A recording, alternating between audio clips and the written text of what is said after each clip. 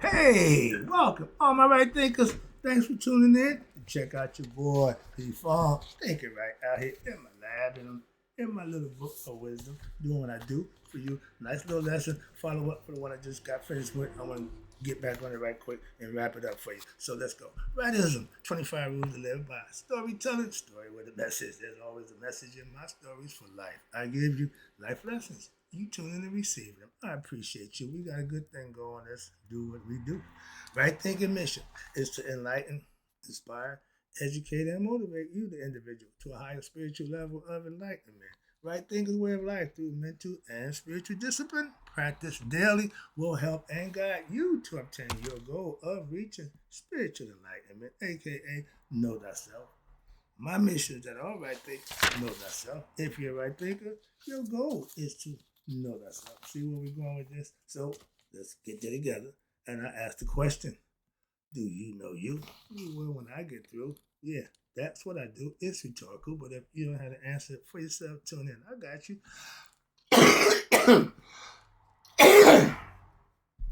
A person who knows not and knows not that they know not is foolish. Disregard them. Don't be them. A person who knows not and knows that they know not is simple, but you can teach them. That's why I do what I do. For you, I appreciate you too. Stay tuned. I got more for you.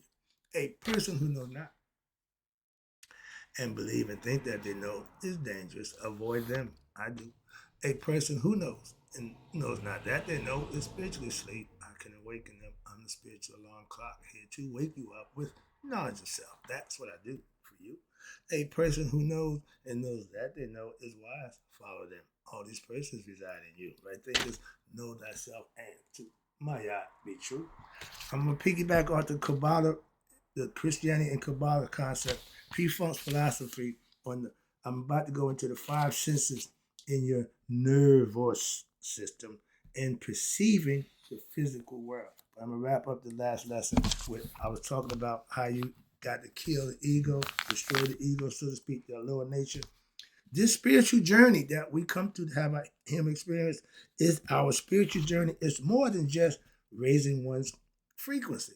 No, it's a profound rebirth with the potential to radically transform your life. The spirits associated with each Sephirah may bring about chaos and destruction, not as a form of punishment, but as a necessary step and precautions in your purification process. You have to go through human experience, forcing you, the individual, to now have to confront and overcome your limitations, your ego, and your material existence. Your love for material things have to die. You can't continue to love the stuff here. Why? You can't leave here with that mindset. That's why. And the whole idea is to raise it above that. That's what Christ died for. And if y'all really did it, then it would be a purpose. Y'all not understanding the purpose, so it's going in vain. In this context, Jesus' crucifixion, I'm dealing with this right. I want to get this in. 33 symbolizes the ultimate sacrifice of what? One's ego. I couldn't wait to get that in. That's what you have to give up. Your love for material stuff. He couldn't do it. Okay? And your material self. Your love for material things. His five wounds. I don't know about five. I meant to ask my pastor. I got keep saying, but first time I get out of here, I'm gonna ask my pastor about the five wounds that correspond to the five senses. Now I know about the five senses. I don't know about the five wounds of Jesus' suffering. I got to get some information about that one. So yeah, I'm learning. I never knew that. I've heard y'all say Christ. I know the one side he got poked in. I know the one. I know if he got his arms there, he got those stretched out. So that's what three, whatever. But I don't know nothing about those five, wounds. So again, let me move past that. I'm still freaking out. But that represents, I know, relinquishing your to sensory attachment to the physical body to be able for the transcendence of the physical world. You have to give this up. The body can't go. Don't fall in love with this. As I said, you in love with the material world. You in love with this. Love this and this. And what's this? Okay, what was that? Go ahead. Okay. In contrast, Jesus Christ is represented of the physical world. Carrying the cross, again, is a symbolical concept of carrying it up the cross, up the mountain. It signifies elevation of consciousness. It's a metaphor, a metaphorical accent toward enlightenment. Jesus' crucifixion, therefore, is not merely just a historical event, but a powerful symbolical of what? The spirit process of self-sacrifice and the transformation from physical to spiritual that leads to union with God. After the physical death, the body stays here, the spirit goes back to God. If it's what? Enlightened. Christ was enlightened, so he going home. I'm just saying. I'm just putting it there with it. Let me wrap it up for you right quick. And understand, I just gave a lesson about sacrifice. Sacrifice, when people hear it, often is misunderstood in modern day times. Why? Because it is a potent spiritual tool to be used by a willingly letting go of what? Certain aspects of oneself, your character, aka the ego self. And one can transmute the energy of death into a new beginning and a higher stages of what we call spiritual development or spiritual enlightenment. The crucifixion is all symbolical representation of this profound process. They killing off the ego self. You have to die, crucifixion. And it's all illustrating the journey toward becoming one with the divine source through the ultimate act of self-sacrifice and what? One's ego self to get to your higher self. I understand that. Hope you do, but that's what the concept I'm giving you. Now, you got the lesson. We're going here now. We're dealing with the five. We're dealing with the five senses. We're about to deal with the body and the nervous system. You ready? Let's go. The five senses and your nervous system. They broke it down. That's why I broke it down like that. They got it like that. Let's talk about here. See right here? This is the inside of your body. This is your nervous system. Okay? It's connected to here. Okay? You got two trees in the body. One is the nervous system and one is the cardiovascular system. The nervous system is connected to the brain. That's the brainstem that the Uranus goes up in light is up inside the head. But they don't use that philosophy because they don't even give a damn about the backbone, none of that. They're dealing with the cerebrum, and the mandala and the cerebellum. That's the three aspects, the three parts of your brain. Let's talk about the five senses. They serve as primary mechanisms through which now your brain decodes and interprets physical reality. If we can't smell it, see it, hear it, touch it, and taste it, the brain have no recollection of it. We need to send that message to the brain. I gotta break that down for you again. But each sense, and they start a little different. In my philosophy, we got an order that we go by, but I'm gonna use theirs. Sight, that means to see, okay? Hearing, hear it, touching, tasting, and smell. If smell is last thing you do, you got a problem. Smell should be first, sight should be second, hearing should be third, touching should be fourth. The last thing you want to do is put it in your mouth to taste it. But these are all concepts that they use their way, I use it my way. Same concept, just we organize it and structure it a little different for a more noble and glorious purpose for you. Excuse me. For those who follow this philosophy or this concept, all right. But again, all these things and acts as conduits for what? The brain to receive and process the information from the external world. The brain is tucked away in darkness. Only way it get information is presented to it. Okay, that's what the five senses does.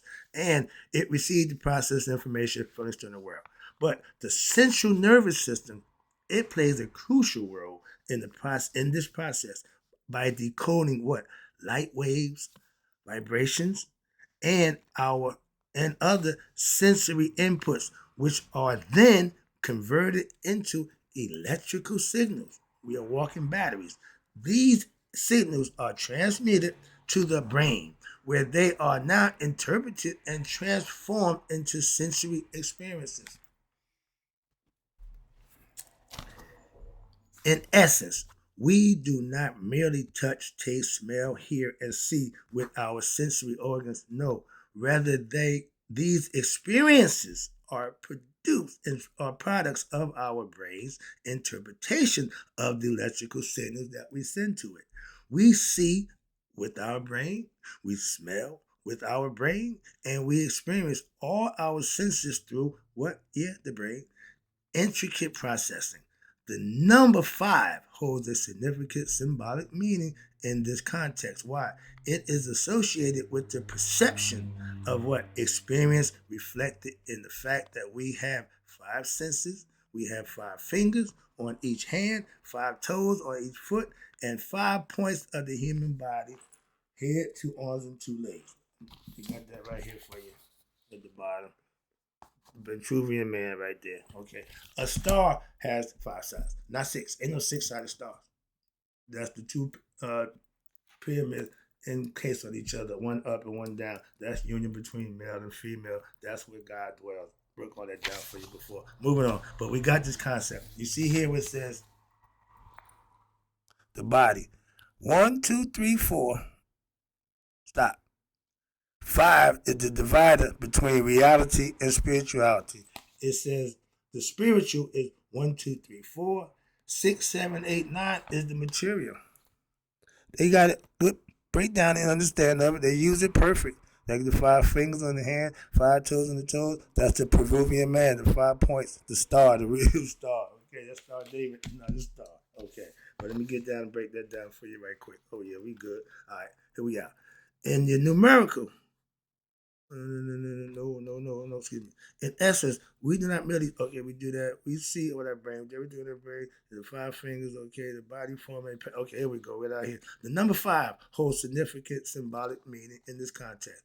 It is associated with the perception and experience reflected in the fact that we have the five senses, five fingers on each hand, and symbolically, we are rich with meaning in different various traditions. Everybody uses the symbolic method of five in a different way. But everybody use the five senses. Masons 3, 5, 7. Okay, they know the significance of the five, and everybody do. Okay, here we go. But the number five also symbolizes the interaction between what? Spirit and matter. Okay, it acts as the bridge, facilitating the connection of harmonious exchange between the spiritual and physical realms. In various mystical traditions, this number is seen as they call the gateway through which transformation by balancing and united are achieved. Balance and unity are achieved, excuse me, linking the metaphysical with the material world. The five senses are, in essence, electrical senses, threads of light, intricately connecting our consciousness and to the physical world. These senses operate through what we call electrical impulses. Just as every cell in the body is governed by electricity, did you know that? The human body is fundamentally an intricate electrical machine. When the nerves dictate pain, what is actually occurring is what? An overload of the electrical voltage, okay, like the fuse blowing. That surpasses the nerve's capacity to handle overload, got you?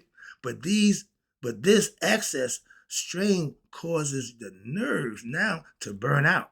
And it is this burning out, that disruption of the electrical system, everything running smooth. Once you have a short circuit, everything goes haywire. That manifests as the physical sensation of pain. But when the body experiences an electrical current running through its nerves, it becomes acutely aware that, what? Something is disrupting its internal balance. There's a stagnating line, something causing the problem. Okay, immediately recognized. But this electrical imbalance manifests as what they call sensory experiences, allowing us to now dictate and interact with the physical world. When the nerves become aware of these fluctuations, the senses become active, providing feedback to the brain that something in our environment is affecting us. Either smell, sight, touch, hearing, and tastings are all therefore all electrical signals of our body translating into perception. Each one linked each linked to sight, variations of the body electrical system. In this way, now the senses serve as high protectors and communicators of what imbalance in the body, prompting us to take action, seek balance, and maintain overall health and well-being. When something's wrong, we try to find what causing the problem. I woke up one time with bursitis on my foot. I woke up, it was just there. I didn't do nothing to cause it. It was there. Stayed around about 10 days, and I had to deal with that. Okay, those things you got to deal with.